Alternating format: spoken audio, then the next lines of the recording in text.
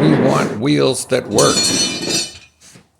When your wheels get plugged with thread, you take a crowbar or two and pry them apart.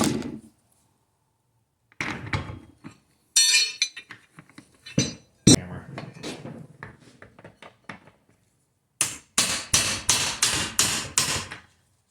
Yeah, hammer worked good.